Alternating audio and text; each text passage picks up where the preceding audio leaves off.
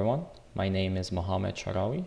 I'm a senior software engineer in the DAOS group at Intel, and today we'll be presenting the POSIX support with the DAOS backend, and we'll provide a demo on how you can use the POSIX interfaces with DAOS and show how you can optimize your application. So I would advise you to watch the generic presentation on DAOS to learn more about the DAOS architecture. So we'll dive right into the application interfaces that we support today and will support in the future. Our main focus today is on the POSIX IO interface and the MPI-IO interface, which we have support for today. We have support for other interfaces like HDF5. We have a Python bindings over the DAOS client library and support for Apache Spark. And we're looking to add support more into things like SegWi, which is an oil and gas format, Apache Arrow, and TensorFlow in the future.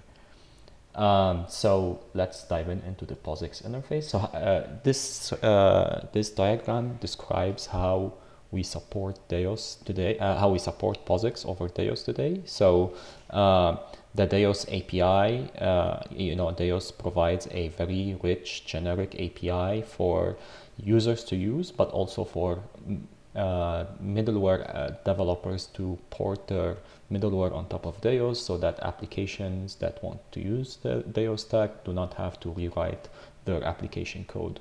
And this is sort of the intention, and not have everybody go and change their applications, but to support other middleware interfaces over DAOS, so that application users have very little work to do in order to take advantage of the DAOS stack. What we've done is that we've written an API over the DAOS API called libdfs, which is very similar to the DAOS API and provides abstractions and API functions that are similar to what users are used to in terms of files, directories, and IO interfaces. So using that API would still require some application changes, of course, to use the new API.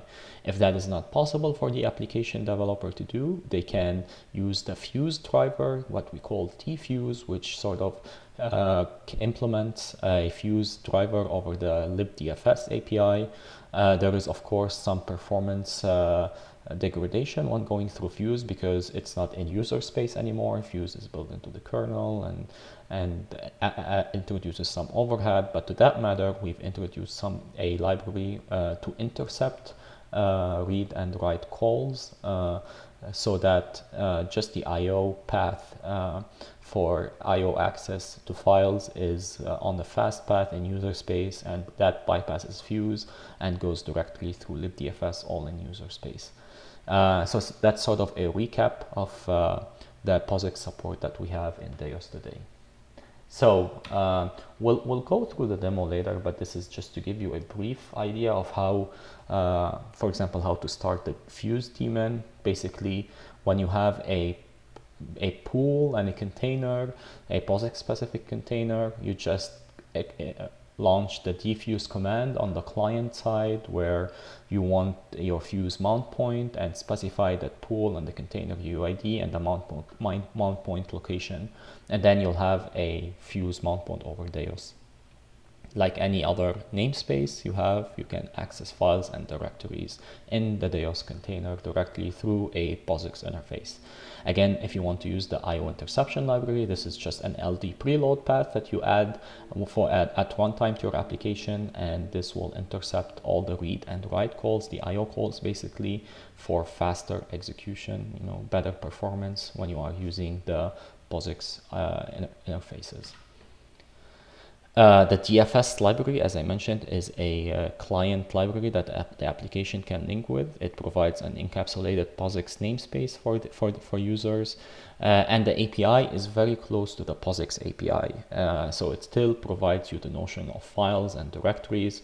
So this sort of gives you a very small example at the bottom here. If you have an application doing standard POSIX call to open a file and read and write to the file and then close the file, The DFS side will look very similar. You have, of course, first to create something what we call a DFS mount point, but then all the other things are very similar to open the file, sort of similar arguments that you get. You write to the file, read to the file, and sort of release the file. There are many examples today, and one of those examples is the IOR and MD test backend that is available today in GitHub and the IOR mainstream repository. So when you have a chance, take a look there, and this gives you a brief example on how to use the DFS API. Other APIs DFS provide, as I mentioned, it's very close to the POSIX API in terms of directories, files, I/O interfaces, extended attribute, statting files and directories and whatnot, and a reader. So it's mostly a one-to-one mapping from the POSIX API to the DFS API. The main difference is that instead of descriptors, we use something called DFS objects. And all you need to do at the beginning is to create a DFS mount, which is usually done on initialization when you connect to the pool and create the container and whatnot, and then you release that DFS mount. So based on that DFS API, we've also written an MPI-IO driver for DAOS, which bypasses the POSIX API and maps the MPI-IO interface directly over the DAOS, the DFS API.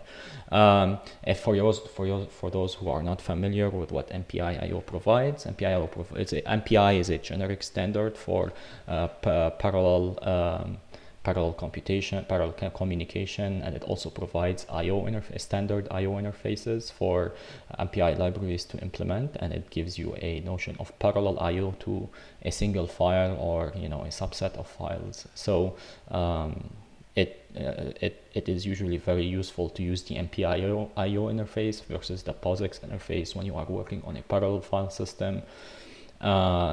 And what we've done here is that we've implemented a backend driver for ROM-IO, which is one of the very common MPI-IO implementations that's released part of the MPICH code. Other libraries like OpenMPI, Intel MPI, and others actually use the same MPI-IO library, and that can be portable. So that driver is portable to all these libraries. The code, of course, is available today in the MPICH repository upstream. And the MPI-IO file are also, POSIX files, basically. They have the same DFS mapping into the DAOS object model, and they can be accessed using the MPI-IO interface. They can be accessed using the DFS API and also with the standard POSIX API. So there is no change in format. We keep the same compatibility between the different interfaces because in the end it's a POSIX file. When the byte array that you're accessing. Of course, that maps down into the DAOS level into a byte array, which has single byte records for that granularity. So if your application is using MPI-IO interface, they don't have to change any of their code. The only thing that they have to do is that when they are running, they just have to specify and append the DAOS colon prefix to the path, and MPI then will make the decision that the DAOS driver will be used, and that's all the application has to do. There's no code changes, there's just this update to the path. So for the demo that we will show, we are going to we'll have a created POSIX pool and POSIX container. And then we're going to mount gfuse to see our data, and we are going to run some workloads using IOR and MD test. We're going to show the difference, using the different backends, if you are using MPI-IO with the DAOS driver versus MPI-IO with the POSIX driver. And we are using, IOR then with the POSIX interface, whether we run it directly over gfuse. And then we are going to use the DFS driver and see how that looks. And finally, we'll do MD test to run, metadata specific benchmarks over POSIX and the DFS drivers. We'll show that all the data is accessible through the gfuse mount point by commands like ls and whatnot. So let's switch to the demo now and show you some output. Now we switch to the demo, and we will show several ways to use the POSIX to demonstrate the POSIX support through IOR and MD test with the different backends. So here we have a DAOS system or several servers running in the background, and we have a pool already created. For more information on how to set up a DAOS system and create a pool, there is a tutorial on the control plane that will explain most of that stuff, and there's also the admin and the user guide that will have a lot of information on that too. So here we assume this is all set up. So what we have to do is start by creating a container of type POSIX. We specify here in the container UID, which is a random one. We don't have to, but we here export it to an environment variable. So we have that container created. So next what we want to do is create a diffuse mount point so we can see it. We can have a namespace to do some tests on. So let's do that. So here to create a diffuse mount point, we use just clush to launch the diffuse daemon on some nodes that we want to do testing on, specify the pool UID, the SVCL, the container, and the path to the diffuse mount point that we have here. So we do that. To make sure diffuse is running, we do just do mount and grep for diffuse, and it will, if it is successful, it will show you that the diffuse is mounted. If for some reason it fails, it will print a failure and why it fails. But here we can see that it's already mounted on the 5 compute nodes that we are going to use. So we can now CD into that fuse directly, and since it's a new container, there's nothing in there yet. So next we want to, of course, start running the IOR workloads that we have over diffuse and the DFS driver, and using the MPI-IO backends. Okay, so first let's start with running IOR with just the plain POSIX driver and and running over diffuse basically, and here we specify the path to the IOR. We are not passing any extra arguments to diffuse. This is just how you run IOR over any POSIX file system. We specify a transfer size of 128K and a block size of 1 GB, meaning each process is writing 1 GB, and we choose to keep the file instead of deleting it so we can look at it and make sure it's already there. So let's run this benchmark first here.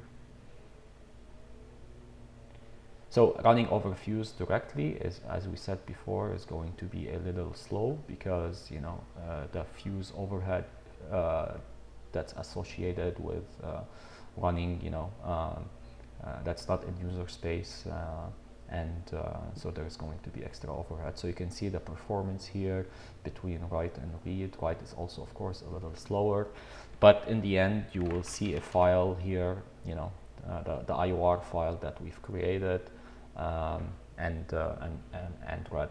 So the next thing we can do is, instead of using the POSIX driver here, we can try running the same test case but using the DFS driver in IOR that we've already developed and released in the upstream IOR repository. So in that case, we are just going to change the file name to DFS. But to use DFS directly, we have to specify extra arguments to IOR, like the pool UID, the container UID, which are the same that we used on the DFS mount point.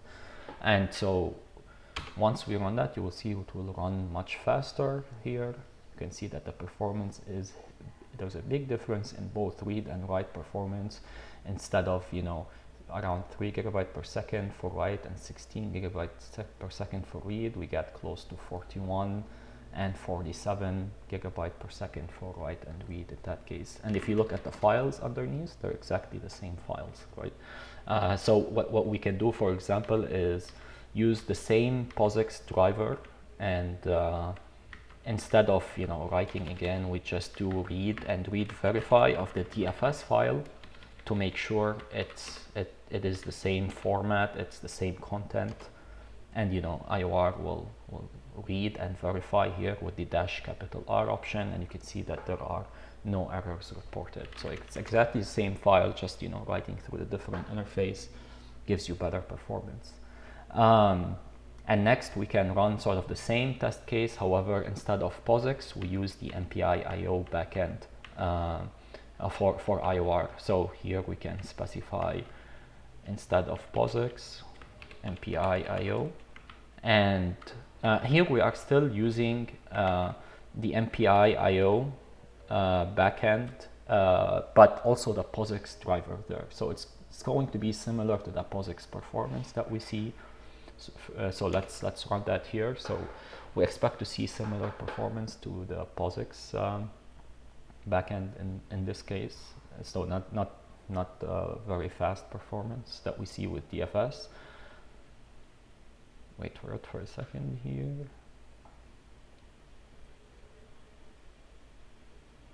So you can see again similar performance for write, close to 3 GB, around 16 for read, and again it's the same file in the same case. So to use the MPI-IO with the DAOS backend in this case, you don't need to specify here any of the pool and the container UAD directly. What you have to do is basically just add this DAOS column, and it will use the DAOS backend and look at the pool or the container ID, either through the unified namespace path or through some environment variables.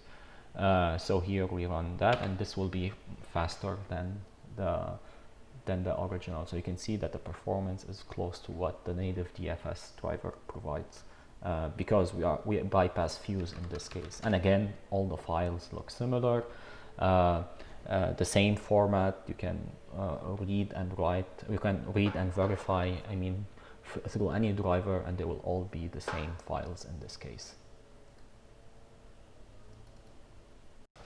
Okay, so next we want to try an IOR test with the interception library. As we mentioned before, the interception library works for read and write calls. It is basically an LD preload during the runtime of your application to intercept the write and read calls of your application and bypass fuse in that case for faster I/O performance. Note that it doesn't work for metadata calls, but it's just for the I/O calls. So we still have the files that we've created with IOR, with the DFS, the MPI-IO drivers, and the POSIX driver. For the interception library, we are going to create a new file with IOR called interception, POSIX interception library. It's going to be the same commands the same parameters that we pass for the POSIX API. We will be using the POSIX API. The only change is that we pass this environment variable here to LD preload that interception library, which is a library that is installed and available with a DAOS installation, and you just link to it with an LD preload at runtime. So running this should give us the same performance, the good performance that we've been getting with IOR, with IOR DFS and IOR MPI-IO over DAOS, which is, as you see here, close to 40 GB per second. So what we can do also is, obviously we wanted also to measure read, but I mean, for the sake of just demonstrating correctness, let's try and read with the interception library the DFS file instead here of that file that's created by the interception library, just to verify also everything is on the same format again. So let's read that. We should also see the good read performance in this case, as you can see, around 47 GB per second, which is also similar to what we've been getting in the read performance with the DFS and IO and the MPI-IO DAOS drivers.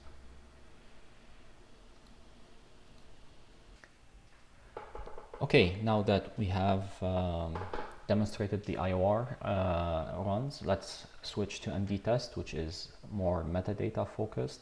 And for this, we are going to use the two backends, the POSIX and the DFS backends, and compare and show how to use each with the different IOR backend drivers. So let's first start with the POSIX backend.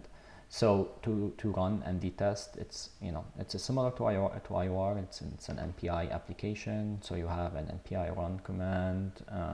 Instead of IOI, run MD test. Here we are measuring sort of file creation, file rates, and we are with over the diffuse mount using the POSIX driver. And we are going to create, each process is going to create 1000 files of size 1K, and it will read those files and report all the rates here. So Fuse is going to be slow with metadata, as we said before. So let's run this now and wait for it to complete. So in this case,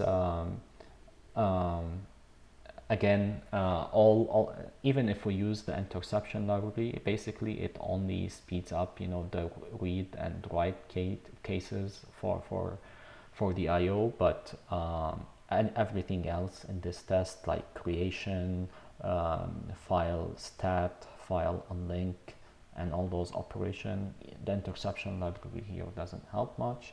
But they all have to go through Fuse. And through the kernel, which will slow things down. And this really demonstrates how a heavyweight software stack and something that's not in user space really affects your performance versus, as we'll see, using the DFS driver directly, how much faster it will be in that case. So let's wait for this to complete, which should be in a few more seconds. Again, we are creating a total of 50,000 files here, which isn't a lot, but yeah, but there's also some small data associated with each file. So the creation rate is basically includes the time to create the file and the time, including also the time to write the data to the file, which is 1K in this case.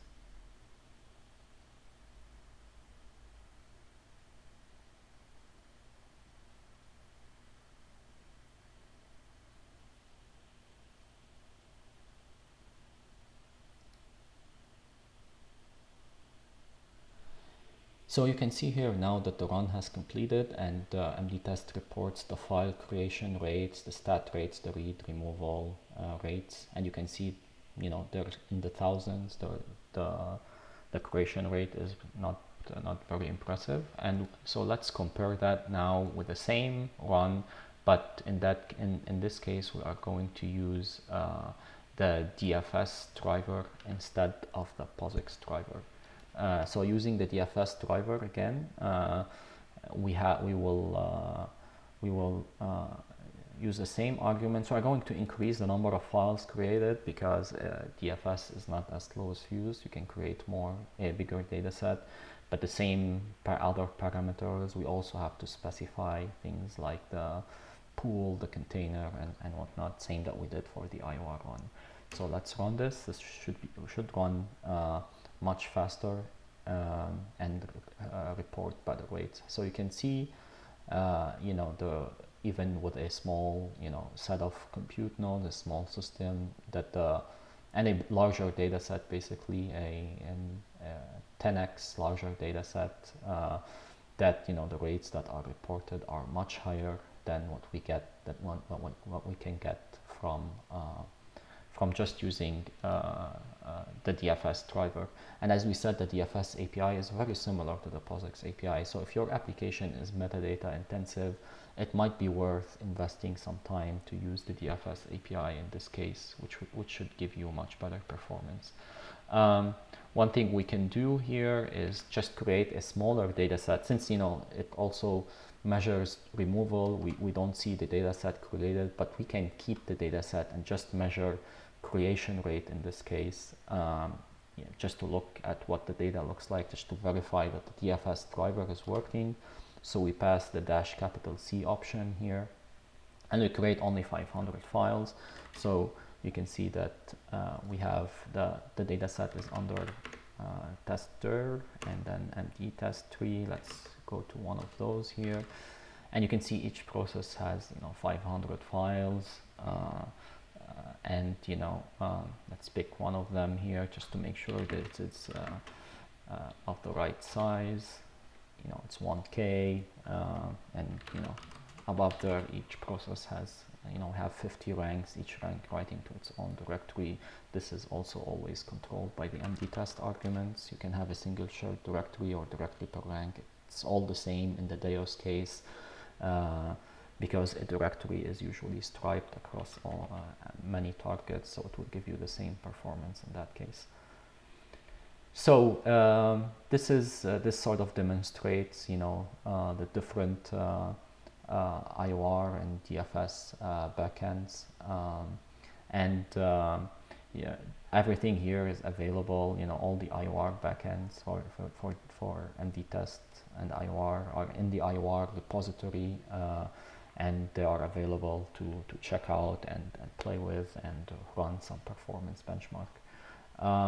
So thank you for tuning in for this tutorial. Again, if you have questions and comments, there is always the user guide to consult, and there is also the DAOS mailing list where you can post questions and get more information on all of this.